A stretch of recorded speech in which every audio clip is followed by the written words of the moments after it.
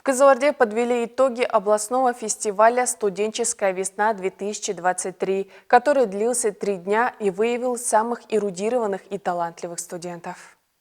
Кто не был студентом, тому не понять искрометного студенческого юмора, праздника молодости и весны. Студенческая весна – это традиционное мероприятие, которого студенты с нетерпением ждут каждый год. В конкурсе, проходившем между 5 институтами учебного заведения, участники соревновались по 5 этапам.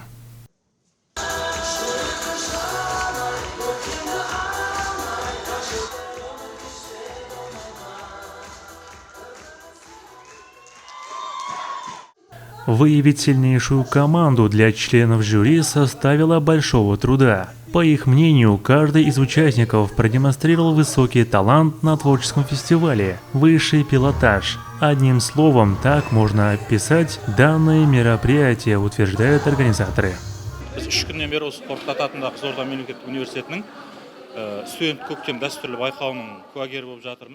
Хочется выразить благодарность администрации вуза за проведение такого рода мероприятия. Здесь каждый студент находит новых друзей, общаются и обмениваются опытом. Как вы знаете, нынешняя молодежь продвинутая, а также разносторонняя.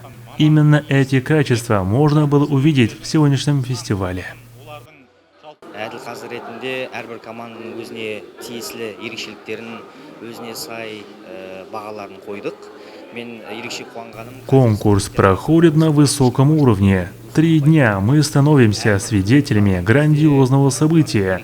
Оценивать каждое выступление участников нам было тяжело. У каждой команды есть неповторимые новшества. Мне понравилось, как они одеты и подготовлены команды. Заметил гармонию между студентами и учителями. Подобного рода мероприятия дают особую энергетику. Также меня порадовало, как выпускники вуза поддерживают участников, а их в зале Дворца студентов было много. Стоит отметить, что в прошлом году Кубок фестиваля «Студенческая весна» завоевал Институт экономики и права, а в этом году победителями конкурса стали студенты Гуманитарно-педагогического института. В конце мероприятия победители и активные студенты были награждены ценными призами и грамотами.